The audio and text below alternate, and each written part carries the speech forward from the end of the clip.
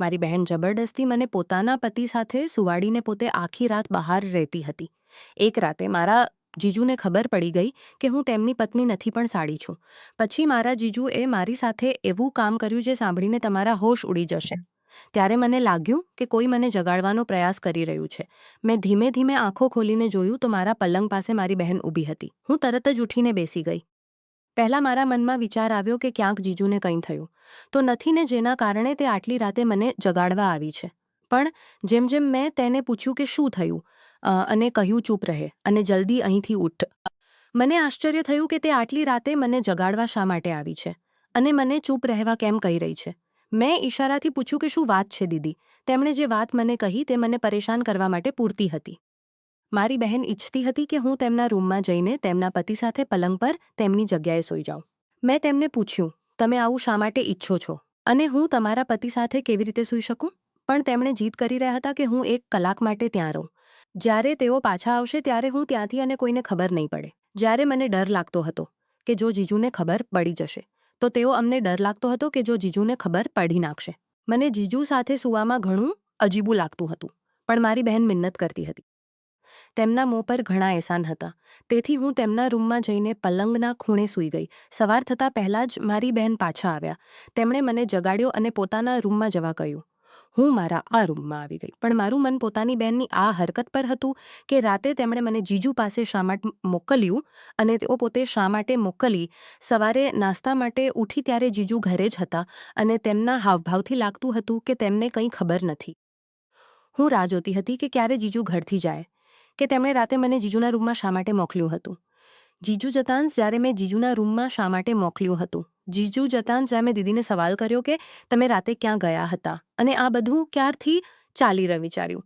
તેમણે કહ્યું કે હું પોતાની એક મિત્ર સાથે હોસ્પિટલ ગઈ હતી. તેમની વાતથી મને આશ્ચર્ય થયું. મેં વિચાર્યું કે જો તેઓ કોઈ મિત્ર સાથે હોસ્પિટલ ગઈ હતી તો તેમાં બુરાઈ શું છે અને આ વાત જીજુથી શા માટે છુપાવવાની હતી. જ્યારે મેં આ વાત પોતાની બહેનને કહી ત્યારે તેમણે કહેવા લાગ્યા કે મારા તે મિત્રને તમારા જીજુ બિલકુલ પસંદ નથી કરતા, કારણ કે તે અકેલી રહે છે અને તેની શાદી પણ થઈ નથી. બધાને લાગે છે કે જે છોકરીઓ અકેલી રહે છે તેમનો ચારિત્ર્ય સારો નથી. જ્યારે આવું નથી, તમારા જીજુ પણ બાકી મર્દોની જેમ તેને ચારિત્ર્યહીન સમજે છે. મેં દીદીને પૂછ્યું કે તમારી મિત્ર સાથે છેવટે એને ચારિત્ર્યહીન થયું હતું કે તેમને એટલી રાતે હોસ્પિટલ જવું પડ્યું. તો મારી બહેને આ વાતને ટાળી દીધી અને મારો ધન્યવાદ કરવા લાગ્યા કે રાતે તમે મને બચાવ્યા તેના માટે શુક્રિયા. મેં પણ આ વિચારીને વધુ ધ્યાન ના આપ્યું કે ચાલો ઓછામાં ઓછું કંઈ ખરાબ તો નથી થયું. પણ થોડા દિવસો જ ગુજર્યા હતા કે ફરીથી એક રાતે મારી બહેન મને જગાડવા આવી અને મને પોતાના રૂમમાં જઈને સૂવા કહ્યું. મેં પૂછ્યું, આજે ક્યાં જાઓ છો? ફરીથી એ જ મિત્ર સાથે જાઓ છો શું? ફરીથી એ જ મિત્ર સાથે જાઓ છો શું? તેમણે કહ્યું કે કયા હોસ્પિટલમાં જાઓ છો? શા માટે જાઓ છો? જેથી મને કંઈક ખબર પડે. પણ મારી બહેને મને કંઈ ન કહ્યું. તેઓ મને પોતાના રૂમમાં મોકલીને ઘરમાંથી નીકળી ગયા અને મને એવું લાગી રહ્યું હતું કે જાણે કંઈક તો ખોટું થઈ રહ્યું છે. યકીનન મારી બહેન કંઈક ખોટું કરી રહ્યા હતા અને રાતે હોસ્પિટલ જવાના બહાને ક્યાંક બીજે જતા હતા. મારી બહેન લગભગ 4 કલાક પછી પાછા આવ્યા અને તે 4 કલાક સૂલી પર લટકા ગાળ્યા હતા. જ્યારે પણ જીજુ પથારીમાં ફરતા ત્યારે મને લાગતું કે હવે મારો રાજ ખુલી જશે. પણ હવે મેં દિલમાં પૂર્ણ રીતે વિચારી લીધું હતું કે હવે હું પોતાની બી આવું કંઈ થયું તો જીજુને સારી વાત કંઈ નહીં માનું, અને જો આગળ ફરીથી આવું કંઈ થયું તો જીજુને સારી વાત કહી દેશું, કારણ કે તેમને બધું ખબર હોવી જોઈએ. પણ તેમણે મારા દરેક સવાલને ટાળી દીધા અને આ જ રીતે ચાલતું રહ્યું. લગભગ 1 અઠવાડિયા પછી ફરીથી મારી બહેન મારા રૂમમાં હાજર હતી અને આજે રાતે ફરી ઈચ્છતા હતા કે હું તેમના રૂમમાં જઈને સૂઈ જાઉં. પણ આ વખતે મેં સખ્તાઈથી ઇનકાર કર્યો અને ધમકી પણ આપી કે આજે હું જીજુને બધું કહી દેશું. તેમણે કહ્યું, ઠીક છે, જો તું બધું તેમને કહીશ તો હું તને પાછા ગામ મોકલી દેશું અને અહીં ક્યારેય નહીં બોલાવું.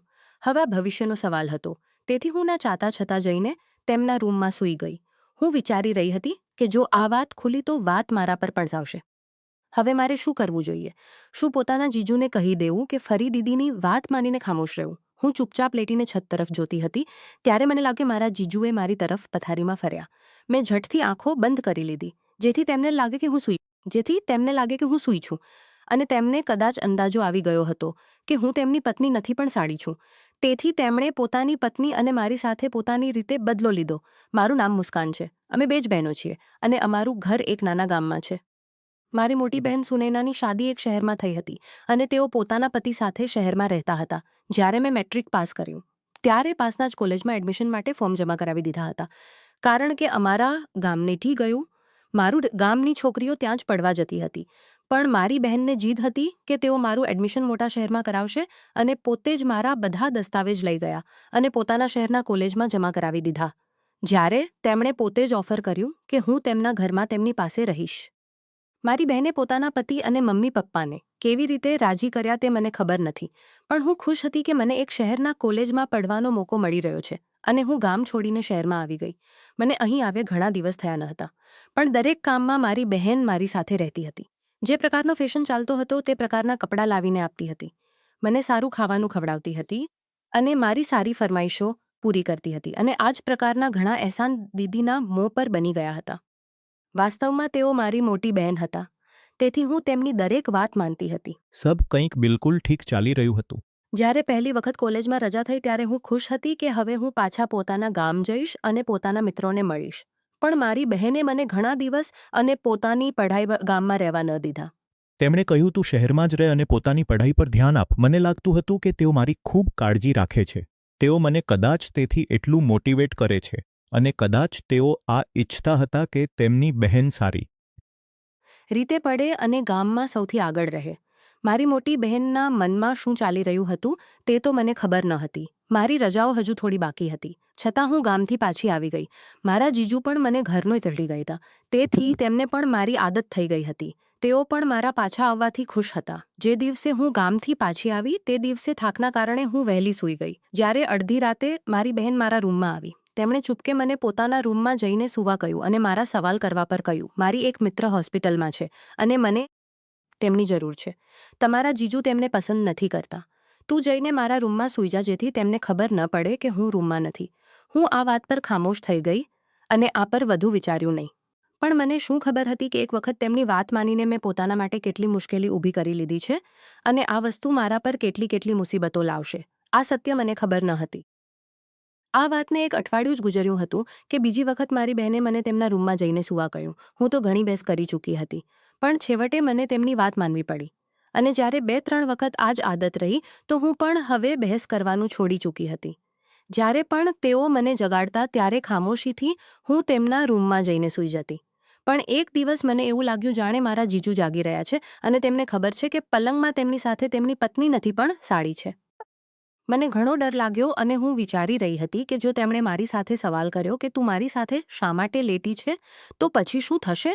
મેં જાણે તેમ કેટલાક કલાક ગાળ્યા અને લગભગ 5 કલાક પછી મારી બહેન પાછા આવ્યા. બીજા દિવસે મેં દીદીને કહ્યું કે મને લાગે છે કે રાતે જીજુ જાગી રહ્યા હતા અને તેમને બધું ખબર છે. પણ મારી બહેન કહેવા લાગ્યાના તેમને કંઈ ખબર નથી. જો ખબર હોત તો યકીનન તેઓ મારી સાથે સવાલ કર અથવા તારી સાથે સવાલ કરી લેત. તું ડરશ નહીં. મને તેમની આ ખોટી તસલ્લીથી બિલકુલ પણ સુકૂન નહોતો આવતો. હવે તો મારું કોલેજ પણ શરૂ થઈ ગયું હતું અને દીદીનું આ સિલસિલો પણ ચાલુ હતું. મારી બહેન પહેલા અઠવાડિયામાં એક વખત જતા હતા, પણ હવે તો દર 2-3 દિવસે જતા હતા. મારી બહેન મને ક્યારેય નહોતા કહેતા કે તેઓ ક્યાં જાય છે અને જ્યારે હું પૂછતી પણ ત્યારે આ સવાલને સખ્તાઈથી ટાળી દેતા હતા. આશ્ચર્યની વાત તો એ હતી કે જે મિત્રનું નામ તેઓ લેતા હતા અને મિત્રને આજ સુધી મેં મારા ઘરે આવ્યા હતા અને ન તો મારી બહેન ક્યારેય દિવસના રોશનીમાં તેમને મળવા ગયા હતા. મને શંકા થઈ રહી હતી કે તેઓ કંઈક તો ખોટું કરી રહ્યા છે પણ બતાવતા ન હતા. મેં વિચારી લીધું હતું કે આ વાત ખુલે તે પહેલાં મારે સારી હકીકત જાણવી જોઈએ, તેથી મેં આખી પ્લાનિંગ કરી રાખી હતી. 2 દિવસ થયા હતા અને મારી બહેને મને રાતે પોતાના રૂમમાં જવા કહ્યું ન હતું, તેથી મને યકીન હતું કે આજની રાતે તેઓ જરૂર જશે. જ્યારે રાતે બહેને મને જગાડ્યો ત્યારે હું ચૂપચાપ તેમના રૂમમાં જઈને બિસ્તર પર લેટી ગઈ અને જ્યારે તેમણે જોયું કે હું લેટી ગઈ છું ત્યારે તેઓ ઘરમાંથી નીકળી ગયા. પણ મેં પહેલેથી જ પ્લાનિંગ કરી રાખી હતી. તેમની પાછળ ઘરમાંથી નીકળી ગઈ. મને ડર પણ લાગી રહ્યો હતો, પણ મને સત્યની ખબર લગાવવી હતી. મને ખબર ન હતી કે તેનો અંજામ શું હશે. પણ જ્યાં મારી બહેન જઈ રહ્યા હતા હું પણ ત્યાં તેમની પાછળ જઈ રહી હતી. મને આ વાતની પણ ચિંતા હતી કે જો મારા જીજુ જાગી ગયા તો પછી શું થશે, કારણ કે મને પહેલેથી જ યકીન હતું કે તેઓ બધું જાણે છે. ગલીમાં ઘણું અંધારું હતું અને હું બહેનની પાછળ દબાકા પગે ચાલી રહી હતી. મેં કાળી ચાદર લઈ રાખી હતી અને અંધારાનો જ હિસ્સો લાગતી હતી. હું ઘણી વધારે ડરી રહી હતી, પણ મારી બહેન વગર કોઈ ડર અને ખૌફે આગળ જઈ રહી હતી. મને એવું લાગતું હતું જાણે તેમને અહેસાસ થઈ રહ્યો હોય કે કોઈ તેમની પાછળ આવી રહ્યું છે, કારણ કે તેઓ થોડું અંતર ચાલ્યા પછી રોકીને પાછળ પણ જોતા હતા, પણ હું અંધારામાં કાળી ચાદર લઈને ચાલી રહી હતી, તેથી કદાચ તેમને નજર નહીં આવતી હોય. મેં જોયું કે મેન રોડ પર મારી બહેન એક ગાડીમાં બેસીને ચાલી ગઈ. અંધારાના કારણે હું ગાડીનો નંબર પણ ન જોઈ શકી, અને આશ્ચર્યની વાત એ પણ ઓન ન હતી અને ગાડી પણ કાળા રંગની હતી. આ કારણે મને કંઈ ખબર ન પડી કે તે ગાડી કોની છે અને તેનો નંબર શું છે. મારી પાસે હવે કોઈ રસ્તો ન હતો, તેથી મને પાછા ઘર આવવું પડ્યું. હું ખામોશીથી પોતાની બહેનના રૂમમાં આવી ગઈ અને તેમની જગ્યાએ જઈને લેટી ગઈ. પણ મને આ રાતે યકીન હતું કે મારા જીજુ જાગી રહ્યા છે, પણ તેમણે મારી સાથે કોઈ સવાલ ન કર્યો અને તો મેં કોઈ અવાજ પેદા કર્યો. પછી 3 કલાક પછી સુનૈના દીદી પાછા આવ્યા. તેમણે મને ખામોશીથી ઇશારો કર્યો અને હંમેશની જેમ હું ઉઠીને પોતાના રૂમમાં ચાલી ગઈ અને હંમેશની જેમ હું ઉઠીને પોતાની જગ્યાએ લેટી ગયા. પણ મેં વિચારી લીધું હતું કે આજે સવારે પોતાની બહેનને ફરી સવાલ કરીશ કે તેઓ ક્યાં જાય છે. જો તેમણે મને કંઈ ન કહ્યું તો સારી વાતો પોતાના જીજુને કહી દેશું, કારણ કે હું આ રમતનો હિસ્સો નહીં બની શકું અને ન તો બનવા માંગતી હતી. મને પોતાની બહેન પર આશ્ચર્ય થઈ રહ્યું હતું કે તેઓ કેવી રીતે આ બધું કરી રહ્યા છે, કારણ કે તેઓ ખોટા રસ્તે ચાલી રહ્યા છે અને તેમની એવી કોઈ મિત્ર નથી. કદાચ તેઓ કોઈ છોકરા સાથે જાય છે. અને હવે હું પોતાની બહેનના મામલાઓમાં ઘણું ગૌર કરી રહી હતી, તો મને અંદાજો આવ્યો કે મારા જીજુની સેલેરી એટલી વધારે નથી. તો પછી મારી બહેન રોજ રંગબેરંગી સૂટ ક્યાંથી લે છે? આ સારા પૈસા તેમની પાસે ક્યાંથી આવે છે? જેમ જેમ હું વિચારતી જતી હતી, મને દરેક વાતમાં શંકા નજર આવતી હતી. કંઈક તો ખોટું થઈ રહ્યું હતું અને આ જ વાતે મને ઘણું વધારે પરેશાન કરી દીધું હતું. કારણ કે જો આ વાત ખુલી જશે તો મારું ભવિષ્ય પણ કરી દીધું હતું. કારણ કે જો આ બધું હારે બદનામી પણ થશે અને સાથે ઘણી વધારે કરી રહ્યા હતા. તેમની એક જ ખ્વાહિશ હતી કે તેમની શાદી શહેરમાં થાય અને તેમની આ ખ્વાહિશ પૂરી પણ થઈ ચૂકી હતી. તો પછી તેઓ જીજુને શા માટે ધોકો આપી રહ્યા હતા? મારા મનમાં ઘણા સવાલ હતા, પણ જવાબ મારી બહેન પાસે હતા, જે મને જવાબ આપવા જ નહોતા માંગતા. મને તેમની પાસેથી દરેક સવાલનો જવાબ જોઈએ હતો. તેથી મેં બીજા દિવસે સવારે કલેજથી રજા લઈ લીધી અને જીજુના ઓફિસ જતા પછી પોતાની બહેનને સવાલ કર્યા, તમે ક્યાં જાઓ છો અને કોની સાથે જાઓ છો? કારણ કે હું જાણું છું કે તમે કોઈ ખોટા રસ્તે નીકળી ગયા છો. કાલે રાતે હું જ તમારી પાછળ આવી હતી અને હવે પણ જો તમે મને સાચું નહીં કહો તો હું તમારા પતિને પરેશાન થઈ ગયા. પણ પછી તેમણે કહ્યું કે જો હું કોઈની સાથે જાઉં છું તો આ મારો મસલો છે. હું તને અહીં તેથી લાવ્યો હતો કે તું મારો સાથ આપી શકે. મારો અને તારો ચહેરો એક જેવો છે. અંધારામાં બિલકુલ સમજાશે નહીં કે હું કોણ છું અને તું કોણ છે, અને તારે આ બધું કરવું જ પડશે જ્યાં સુધી હું ઈચ્છું. જો તું માનશે નહીં તો મારી પાસે એક જ રસ્તો છે, અને મમ્મીને આ કહીશ કે તારો જીજુ સાથે કોઈ પ્રકારનો રિશ્તો હતો, તેથી હું તને પાછા મોકલી છે. પછી ન તો મમ્મી પપ્પા તને આગળ વધવા દેશે અને ન તો ગામમાં તારી કોઈ ઇજ્જત રહેશે. તેમની આ વાતે મારી આંખો ખોલી દીધી હતી. જો દીદી સાચે જ આવું કરી દેશે તો હું કોઈને મોં બતાવવા લાયક નહીં રહું. પણ મને પોતાના બહેનની ખુદગર્જી પર અફસોસ પણ થઈ રહ્યો હતો. હું તરત જ રોતા રોતા ત્યાંથી ઉઠી ગઈ. પણ પોતાના રૂમમાં જઈને વિચારવા લાગી કે દીદી આ બધું શા માટે કરી રહ્યા છે. તેઓ તો ખૂબ જ સીધી સાદી છોકરી હતા. તેમણે ક્યારેય કોઈ ખોટો રસ્તો પસંદ નહોતો કર્યો. જ્યારે તેઓ શહેરમાં અકેલા પડવા પણ ગયા હતા, તેમણે શહેરથી 3 મહિનાનો કોમ્પ્યુટર કોર્સ કર્યો હતો. ત્યારે તેઓ અકેલા રહેતા હતા. અમને તેમના વિશે ક્યારેય કોઈ ખોટી વાત નહોતી સાંભળી. તો હવે જ્યારે તેઓ શાદીશુદા છે તો આવા કામ શા માટે કરી રહ્યા છે? ક્યારેક લાગતું હતું કે તેઓ કંઈ ખોટું નથી કરી રહ્યા, પણ આંખોથી જોયેલું ક્યારેય ઝૂઠલાવી શકાતું નથી. હું દરેક કહીશ તો મારી ફસાઈ ચૂકી હતી. જો કોઈને કહીશ તો મારી બેઇજ્જતી થશે, અને જો નહીં કહું તો મારે પોતાની બહેનના ઇશારા પર નાચવું પડશે, અને તેમની કઠપૂતળી બંધ થઈ ચૂક્યો હતો. પઢાઈ અધૂરી છોડીને ગામ જઈશ તો પણ બધા સવાલ કરશે, અને ધૂરી છોડીને ગામ જઈશ તો પણ બધા સવાલ કહેતી. તેથી મારે ખામોશીથી વહી જવું પડતું હતું જે તેઓ કહેતા હતા. જો કે આ કામમાં મારી રજામંદી નહોતી, અને બીજી તરફ મારા જીજુના રંગ પણ બદલાતા જઈ રહ્યા વાત હતી, જે મારા માટે ઘણી વધારે પરેશાનીની વાત હતી. તેઓ બહેન સામે તો બિલકુલ નોર્મલ રહેતા હતા, પણ જેમ જેમ મારી બહેન આગળ પાછળ થતી તેમ તેઓ મારી સાથે ઈશામાં વાતો કરવા લાગ્યા હતા, જાણે તેમને ખબર હોય કે હું રાતે તેમની પાસે સૂઈ છું.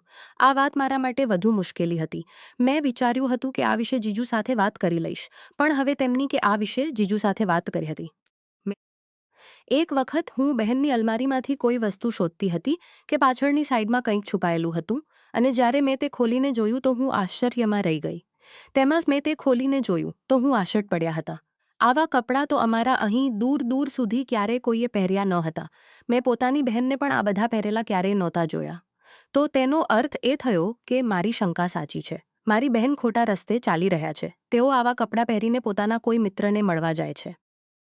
હવે મને પોતાની બહેન પર ઘણી નફરત લાગી અને બીજી તરફ જીજુનું વ્યવહાર પણ બદલાતું જઈ રહ્યું હતું અને હું આ વાત બહેનને પણ નહીં કહી શકું, કારણ કે જે પોતે કોઈ ખોટા રસ્તે ચાલી રહ્યો હોય તે મારી શું મદદ કરશે. પછી એક દિવસ ઉપરવાળાએ મારી સાંભળી લીધી અને મને સારી હકીકત માલુમ પડી ગઈ. હું કોલેજથી પાછી આવી તો અમારા ઘરની સામે કેટલાક અજીબા પ્રકારની ભીડ હતી. મને કોઈ અનહોનીનો આભાસ થયો. હું ભીડને હટાવતા અંદર પહોંચી તો સામેનું દૃશ્ય ઘણું ડરાવનારું હતું. પોલીસવાળાઓએ મારા જીજુને પકડી રાખ્યા હતા અને મારી બહેન ત્યાં જ ઊભા હતા, પણ તેઓ કંઈ બોલતા ન છે.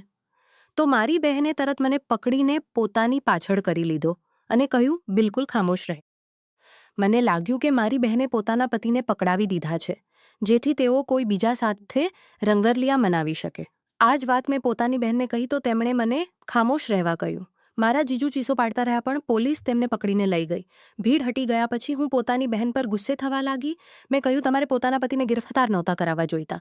જો તમને તેઓ પસંદ નહોતા તો તમે તેમની સાથે ડિવોર્સ લઈ શકતા, પણ કોઈ બેગુનાહને આવી રીતે પકડાવવું બિલકુલ સારી વાત નથી. મારી બહેને કહ્યું, તેઓ બેગુનાહ કેવી રીતે છે? શું તેઓ તને તંગ નહોતા કરતા? દીદીની આ વાત પર હું સિર ઝુકાવીને રહી ગઈ. તો મારી બહેને કહ્યું, હવે તું અહીં બેસ, આજે હું તને તારા સારા સવાલોના જવાબ આપીશ. અને પછી મારી બહેને મને જે હકીકત કહી તે મને આશ્ચર્યચકિત અને પરેશાન કરવા માટે પૂરતી હતી. તેમણે કહ્યું, શાદી પહેલાં હું શહેરમાં 1 મહિનાનો કોર્સ કરવા આવી હતી. તને યાદ છે? મેં કહ્યું, હા, મને યાદ છે. પણ તેમણે મને કહ્યું કે તે કોઈ કોમ્પ્યુટર કોર્સ નહોતો, પણ તેમણે પોલીસ ફોર્સ જોઈન કરી લીધું હતું અને તેઓ તેની ટ્રેનિંગ લેવા આવ્યા હતા. તેમણે આ વાત કોઈને કહી ન હતી. ત્યારે મમ્મી પપ્પાએ જીદ કરીને મારી બહેનની શાદી કરી દીધી. પણ જ્યારે શાદી પછી તેમણે પોતાના પતિને કહ્યું કે તેઓ પોલીસ ફોર્સ જોઈન કરવા માંગે છે, ત્યારે જીજુએ સખ્તાઈથી મના કરી દીધું. તેમણે તેમને બિલકુલ નહોતું કહ્યું કે તેઓ પહેલેથી જ ફોર્સમાં જોડાઈ ચૂક્યા છે, પણ જ્યારે તેમના હેડે તેમને કહ્યા હતા ત્યારે તેઓ રિઝાઇન ન કરે, પણ તેઓ ડેલી ન આવે.